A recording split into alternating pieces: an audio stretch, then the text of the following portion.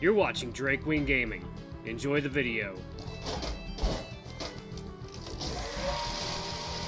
Hey guys and gals, Never here from Drake Wing Gaming, and somebody mounts one of the Gaming Drag today. I'm coming back at you with a Let's Play episode of Promises to Keep, Hunter's Path. So yeah, let's go ahead and jump right back into it, shall we? Alarm chain, you are up, and let's go! Oh, those are fake. I like the idea of having plants there, but didn't want to have to take care of them, so... As he speaks, he begins to gently water the largest plant. From where I'm standing, a little elephant is looking right at me. These guys? He points to the succulents. Just to get a little bit, obviously, not very often. I'm glad I remembered, though. They look a little thirsty today. I hadn't pegged Theo as a plant dad, but looking at how gently and carefully he handles them, it makes perfect sense. This is a really nice space, I say, looking around, taking in the details for the first time. A full bookshelf, two little side tables next to each of the chairs, a leather-bound volume lying open on one of the cushions. Seems like an excellent place to read. Best seat in the house! Though I haven't made much use of it lately. My reading has really slipped this year. Barely got through 5 books. Judging from the width of most of the titles on the shelf, that still seems impressive to me. There we go, he says, topping off the final plant with the remains of the can. You can have a little extra today as a treat. Oh! He snaps his fingers. There's one more in my bedroom, too, if you want to see it. She also needs a bit of water today. Sure, lead the way. Theo leads me upstairs and down the hall to the master bedroom. Once we enter, he makes his way over to a medium-sized hanging plant suspended from the ceiling in one of the corners. And here she is. Just give me a second. I'm gonna go fill this little guy up again. He taps the little elephant, then heads through a door into what must have been a bathroom. I take a look around the room, a little sheepishly at first. It's okay, I tell myself. He clearly doesn't mind you being in here. Theo's room is neatish. That's probably the best word to describe it. The bed is made, but the blankets and pillows are a little crooked. The nearby desk is completely covered with papers and manila folders, but all efficiently stacked and organized. The walk-in closet doors are wide open, revealing a forest of similar-looking clothes. I definitely see 2 or 3 copies of the exact outfit he's wearing right now. That also makes sense for Theo, I note. When it comes to fashion, he's very copy-paste. Here we go! He emerges from the bathroom, full elephant in tow. Thanks for letting me give you a little impromptu tour. I'm proud of this house and I like showing it off to people. I'm not surprised. It's a lovely place, really. Yes, he says simply. His eyes once again travel elsewhere. Yes, it is. The tone of his voice changes completely, deeper, more husky. He starts to water the hanging plant, gently moving its leaves aside for better access. You know, it really is my pleasure to get some use out of it, to see it full again. It's just been a while since... At that moment, water begins to pour out of the hanging pot onto the floor, and Theo lets out a yelp of surprise. Oh, fuck! Shit! I always overwater this one! Just give me a second. I race into the bathroom and grab a towel, as I return to see Theo trying and failing to catch the downpour in his cupped paws. Here, I got it. I drop to the floor and start to mop up the spill. It's not that much, really, and the fluffy towel soaks it up nicely. Oh, I'm sorry, Leo. I'm such a klutz. It must be my advanced age.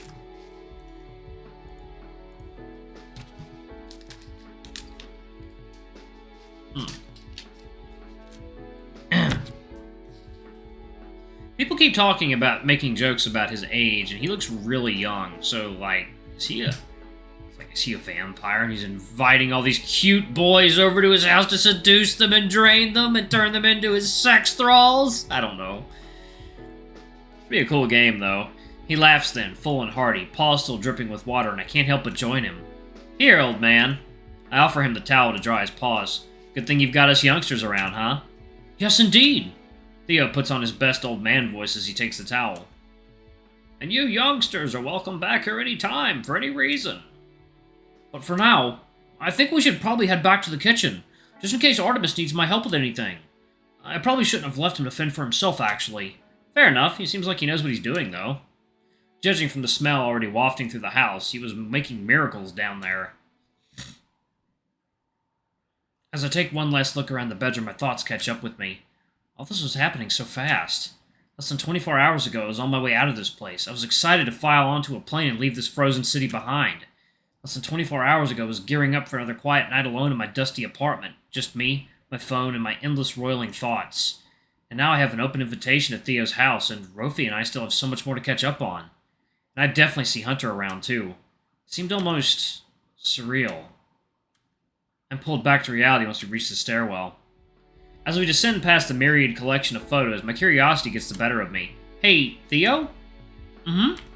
Is this you and your aunt? I point to the photo that caught my eye earlier. What? Theo's 17th birthday, 2005. Yes, me and Aunt MJ! Theo's voice turns wistful and his eyes in focus. She was always so good to me. My 17th was the best birthday I ever had. I watch him relive the day in his head. I'm assuming she bought you that car. That's a pretty sweet gift. Yup. I totaled it after a few days after. His voice turns bitter without warning and the mood sours at once. We hang in an uncomfortable silence for only a moment before his eyes refocus and he drags me back. He drags his mouth back into the now familiar Theo smile. But anyway, that was a long time ago. I won't bore you with old stories. Let's not keep Artemis waiting, huh? Yeah. Listen, Theo, I didn't mean to... He waves his paw to cut me off. No, don't apologize. You didn't do anything wrong. Come on, I'm sure we're needed in the kitchen. He turns and strides purposefully down the stairs, and I hurry after him to catch up. The eyes in the photos seem to follow us as we go. Artemis looks up as we enter, clearly ready to delegate a task. Theo, I'd appreciate it if you could help set the table. So you know?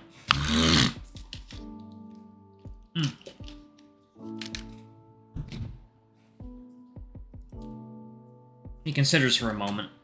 I suppose we don't all have to eat in the same place at the same time, but it would be nice.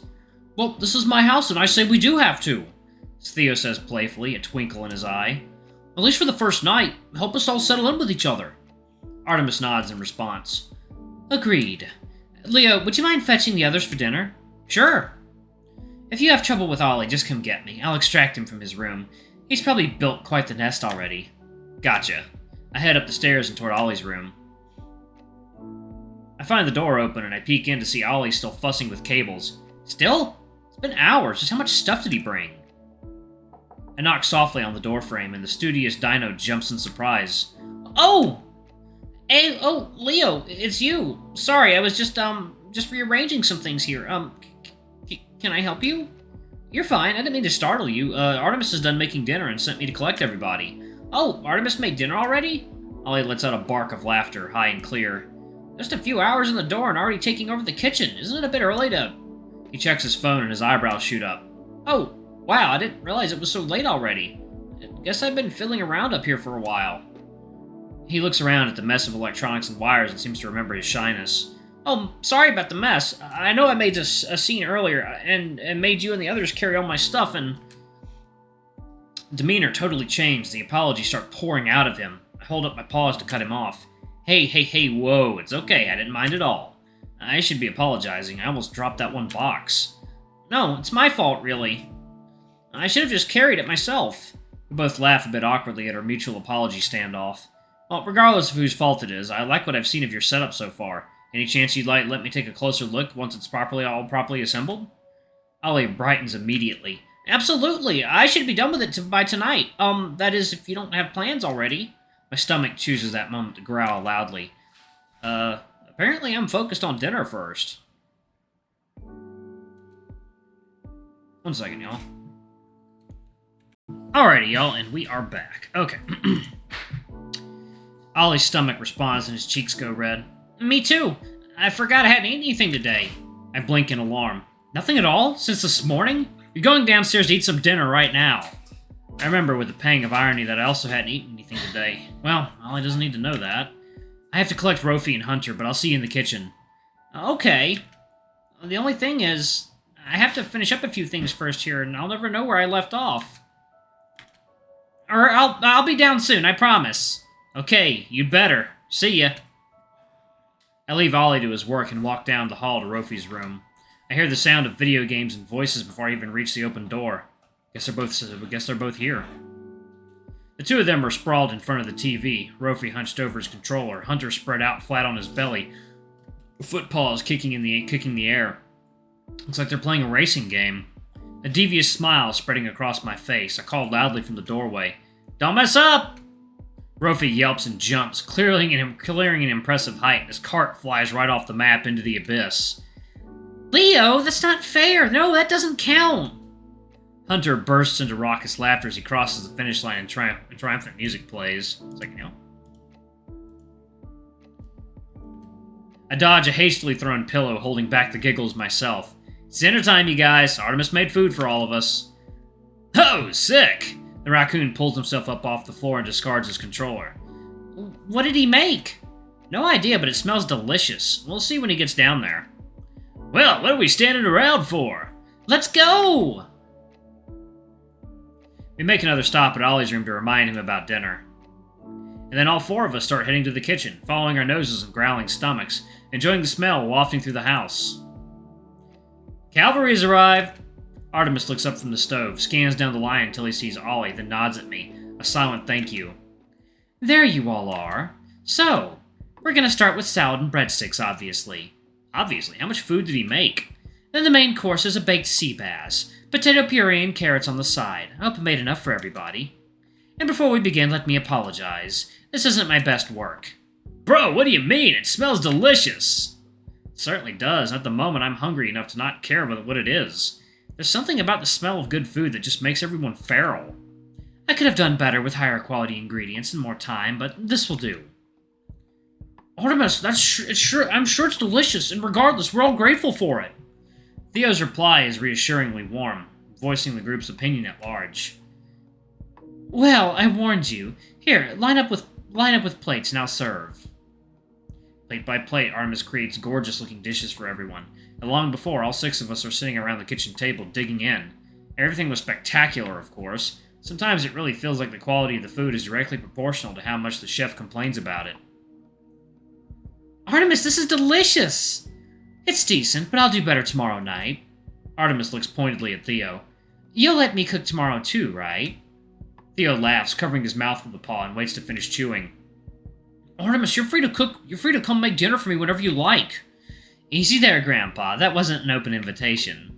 I take a moment to look around the table at my new housemates. I can basically see the stars in Rofi's eyes as he shovels down his food. As I expected, he still eats like a maniac. Hunter, however, is giving him a serious run for his money. The two of them create an honestly hilarious tableau, both so intense and focused on their dinner. I can't help but giggle a bit, watching them eat. Hunter looks up from his plate for a second. Hey, what are you laughing at, Leo? Nothing, it's fun, just fun watching you two eat. Agreed. Agreed. You haven't got anywhere to be, you know. Take your time, savor it. Rofi and Hunter shake their heads in unison and return to their serious work. Looking over at Ollie, I can see that he's also enamored, but in a different way. The dino's eyes are soft and thoughtful, his lip curled into a slight smile as he takes small, deliberate bites. I know his expression well. If he were a cat, he'd be purring loudly right now. I get it. At the moment, I'm struggling to hold back my own purrs. Despite his cool veneer, Artemis's eyes are flicking around the table, clearly gauging everyone's reactions to the food. Theo seems ecstatic, but in his usual quiet way. I know he's enjoying the food, but from the way he looks around the table, it seems he's enjoying the company more. Think back to that moment on the stairs, the look in his eyes, the hitch in his voice. Dinner progresses with little talking, all of us firmly occupied with our plates. As things start to wind down, Artemis sets down his fork and stands. You all better have room for dessert. I didn't slave away over a hot stove for my work to go unappreciated. Dessert? I've never seen someone so excited in my life. Artemis gets up and makes his way to the oven. He swings the door open carefully, and we're all greeted by the warm sense of cinnamon and vanilla. I can practically feel the table vibrate with anticipation as Artemis extracts the dish and brings it to us. He sets it down, but before anyone moves, he speaks up. Hold up now. Don't get any ideas. I have to grab the glaze first. None of us had noticed the small pot still simmering on the stove. He uncovers it, brings it over, and starts drizzling the sticky glaze over the dessert. Then, he sets the pot down and starts dividing the dessert into slices. Alright, I'm actually going to pause it right there. Thank you all so much for watching. Don't forget to like, comment, subscribe, ring that notification bell, and check out our Patreon if you can. It always helps. Before I go, I'm going to give a quick shout out to our lovely bronze tier patrons. Thank you all for what you do for the channel. We greatly appreciate your support. Thank you to our silver tier patron, Cade Silverman. Thank you for going above and beyond. It's greatly appreciated. Thanks to our two gold tier patrons, Zeke and Toby. Y'all are awesome. We love you. Thank you for subbing to Ultimate Tier. Anyway, if y'all want to get your names in the credits, get access to all of our Not Safe for Work contents as little as $5. Alrighty, I love you all, and I'll see you all in the next video. Bye-bye!